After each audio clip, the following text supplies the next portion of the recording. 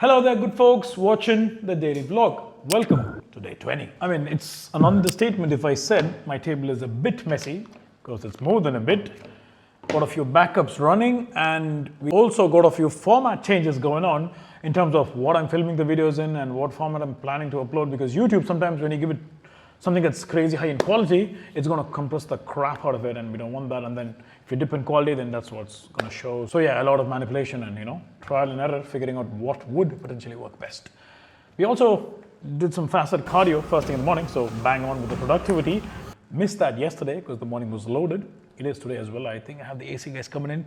There's absolutely no cold air coming out, so might do a quick service. But yeah, kitchen time.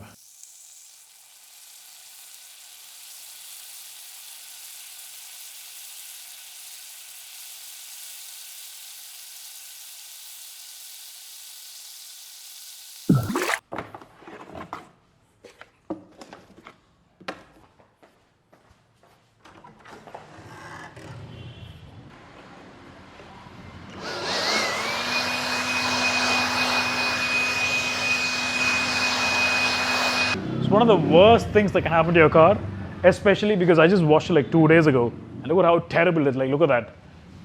That's how much dust is there. And yeah, I mean, this doesn't do a great job though, because it's around winter for now. I mean, Indian winters are not that cold, but the dust is gonna get stuck onto the surface because there's some sort of mild humidity in the air. So that's the thing when you buy a car that's any dark color, leave alone lava blue. If it's white, it's still going to get dusty, but it's at least not going to show much. So yeah, it's a bit of a commitment. If you're planning to buy a car that's darker in color, I'm up for it. So if you're up for it, yeah. Otherwise, I mean, it can be a pain. Or if you feel, it's too much work to move around the blower,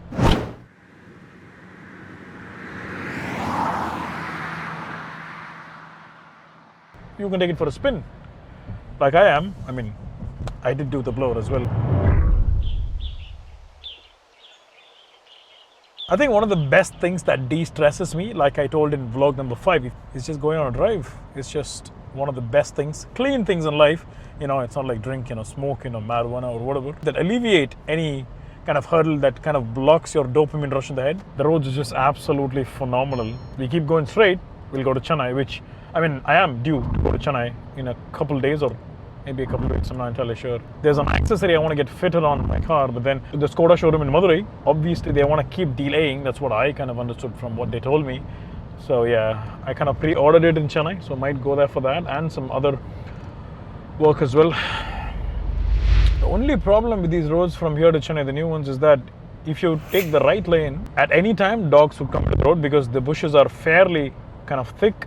In this area, it's not that thick, it's sparse here, but and if you take the left lane, the villagers might come right at you, like, so quick. They come like you can't even anticipate that, no matter how far, your vision is kind of focused on or how good light you have at night or whatever.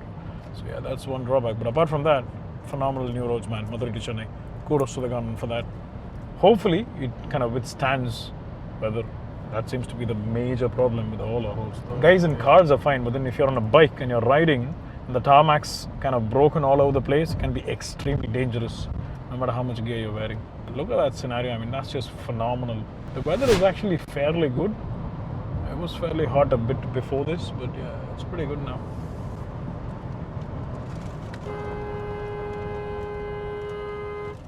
Yeah, literally, that's what I'm talking about.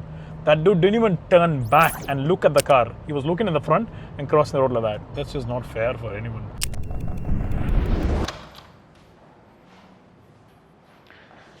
I got leg day in the books. Now ideally, these would be leg day shoes. Those are flat soled. The ones I'm wearing, these are not flat soled, but since I'm recovering from the back injury, obviously, we're not doing any crazy heavy loaded squats or heavy lunges or whatever. Strictly accessory work, isolation stuff like leg extensions on the cable with the leg strap with the hook behind, leg curls once again on the cable, calf raises, lightweight once again, and maybe some floor bridges or whatnot. But if you're planning to go balls to walls and go beast mode, definitely flat soled shoes. And if you're new to this channel and if you're new to my video series, well, I'm Haroon. I'm a transformation coach who had a severe lower back disc injury 2 years ago. So we're just getting things back on track, getting back in shape after getting completely out of shape with a sedentary lifestyle for the last 2 years. So leg day, going easy. I mean, we cannot go in easy with all the workouts, but with legs, obviously, it's a major danger zone with the back. So, yeah, and there's power cut. Generator put us along, we'll wait for a while. Usually, we'll get some partial squats in. Actually, I can do deep squats because we're doing it with just the rod, but I'm not wearing the trousers for squats. I'm wearing cotton trousers because I wasn't planning on squatting, but then figured might as well get some in.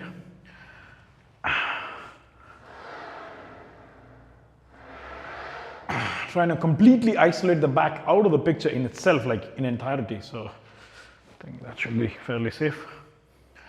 Now, one thing with legs is, I used to train legs like a mad guy back in the day, and I also happen to have some good genetics, like comparatively good. So I think through the journey, as we do fat loss, my legs should be able to hold on to muscle fairly better than a version of me who didn't train really crazily back in the day and didn't have, a slight genetic advantage. I think that should be something on the positive side. So not really missing a lot.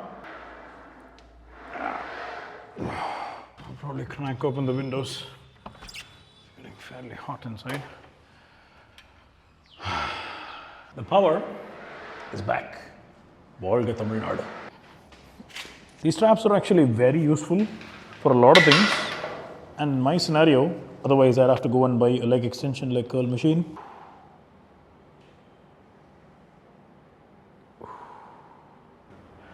There's so much you can do if you just get the right plane of motion right. You don't need like crazy equipments, like I always say, you can make do with what you have. But of course, if you have a variety, it's always good. If I go to an outside gym, obviously I will be doing this. I'll go directly, jump into the leg extension machine. There's no space for me to put one here, first of all. And of course, once again, expenditure. Can't just throw out money. This is just epic. If you're going to properly focus, it's going to burn your quads. The ham pull throws are actually very comfortable because you can kind of go home with the hamstring all the way close to failure, but keep the back fairly isolated, and the glutes, of course, get a nice squeeze. I should probably move on to different trousers next time. More flexible. Yeah, that was a rookie mistake. And do not try to maintain eye contact when you do that workout, because it's one of those things that, if you do it in a public gym, the hand pull throws are one of those head turners for the newbies who's going to be like, wait, that's weird. But if you can, go to them and tell them it's not weird, try it out. And then once the pump kicks in and the glutes and the hams, they'll know what you're about. And now we wrap with some calf work. Plain bar. I mean, when you have a lot of body weight, like right now I'm fairly obese, so there's a lot of body weight. We don't really need the load, but obviously having the load can always help because the calves can be very resistant because we use them like day to day, almost every hour if you're walking constantly. So hold the squeeze and slow drop. Doing it on a stepper can be even better because you get the decline, but then you don't get the eccentric stretch when you do it on a flat ground like me. But for now, like I initially said, not too crazy with the legs. So taking it easy.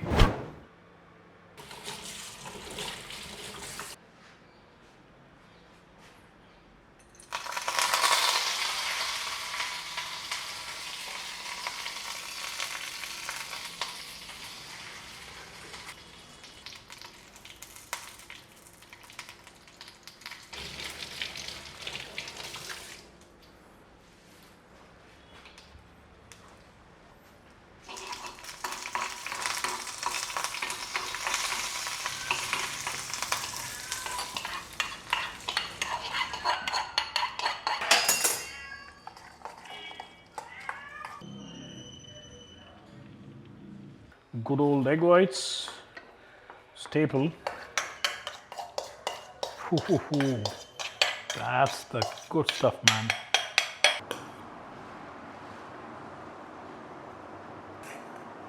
We've got our curd rice, egg whites, some spinach, and some plantains. See, the beauty of curd rice is it's always associated, culturally with, it's not the most testosterone-y stuff, obviously. Oh, you have curd rice? Yeah, biryani or whatever.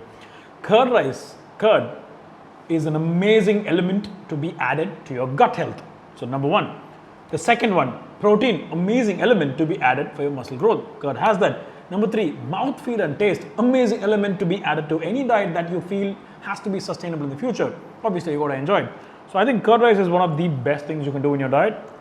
If you're one of those people who's like, curd rice is, it's just for vegetarians. No, all omnivores can enjoy it. The trick is to temper it, yeah? Some mustard seeds, curry leaves, red chilies. I mean, you can also add some asafoetida if you want to, but I was just too lazy. And that's going to be a post-workout. Got a ton of work after this. I did wrap up some coaching emails earlier, but we got some more potentially coming in later today and some edits. And we got some shrimp in the picture. Wait. I've actually been sneaking like a couple pieces through the day, so let's get that. Oh, that's gonna go great with the curd rice. We got some quality work sorted. Also sneaked in a nice cold shower. And we edited yesterday's vlog and have some emails to wrap up. Before that, we gotta eat. I accidentally ended up washing my iron pan with soap because there was a lot of water accumulation, and now the dosa is going to stick to it, so we go back to our good old non-stick. Dosa connoisseur in action. That's what I like to call myself. Just kidding. I learned doing dosas very early on in my life. Dosa is one of the foods where a lot of us struggle because, you'll obviously end up tearing it. Pretty sure the guy who was holding the camera didn't learn how to do a dosa for like, 2 years ago? All of that. But yeah, very early on, like back when I used to be obese as a teenager, and whenever I get cravings, I used to come and, learn to make dosas so that, I don't need to rely on anyone if I have midnight cravings. And, I'm not a big snack guy, I'm more of a food guy. So if cravings kick in on a snack time, I'd rather have food. So yeah, that's the story of the dosa. The ghee has been refilled. Rightfully so. So we give some meat to the cat. Let's get some whites on them. We're just doing around 3 or 4 today, so I don't want to separately do them. Just get it done with the dosas so we can save some time and also save a tiny bit of extra oil we'll end up using. Yeah.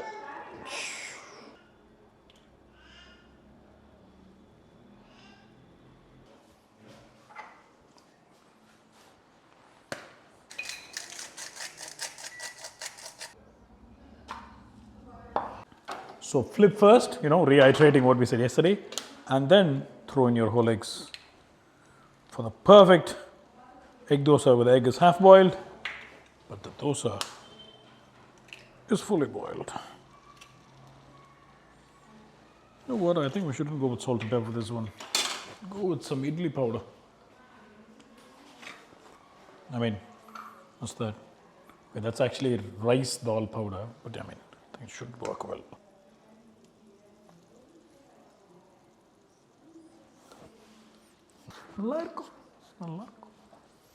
Yeah, obviously we need some salt. Shaker. There's a lot of noise coming from the dining table, like the folks are just chilling. So don't mind that. And we have some dal like yesterday to go with this steaming dosa. Look at that.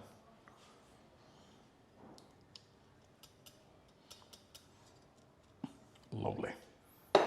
With that, we're close today. And work for the day is also sorted. Might have one email to get back to, but then we crash. So, gonna enjoy that. I'll catch you tomorrow.